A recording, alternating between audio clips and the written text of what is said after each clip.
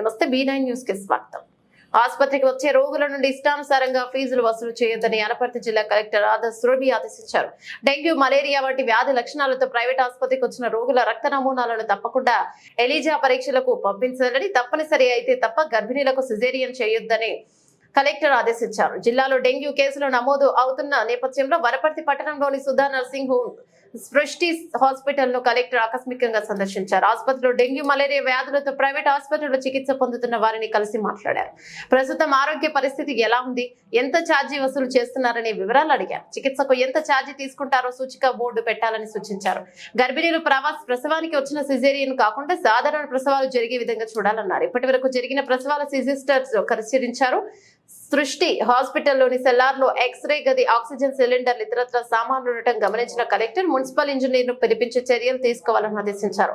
Cellar లో కేవలం వాహనాలు నిలిపేందుకు తప్ప ఇతర అవసరాలను వినియోగించడానికి వీలు లేదని హాస్పిటల్ యాజమాన్యాన్ని హెచ్చరించారు.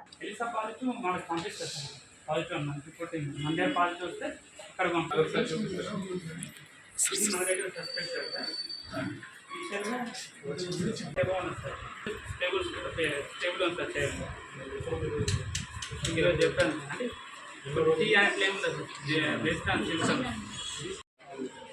అంటే అక్కడ చేసే మన దగ్గర సస్పెక్ట్ కూడా వస్తే పంపిస్తున్నాను అంటే పార్టీ కంపెనీ నేటి వచ్చిన పంపిస్తాను. ఇవాళ కలెక్ట్ అయిపోయి పాజిటివ్ వచ్చింది. నేను రాసి ఉండే సార్, ఫీవర్ ఉండే, స్పెల్లింగ్ ఉంటే రాసి తగ్గేసి ఫీవర్ దగ్గర రాసి ఉండేందుకే చేసినాం సార్. స్పెల్లింగ్ దగ్గర active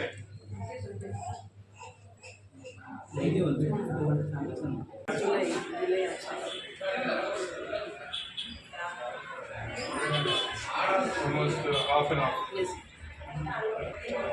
So all private hospitals should maintain this.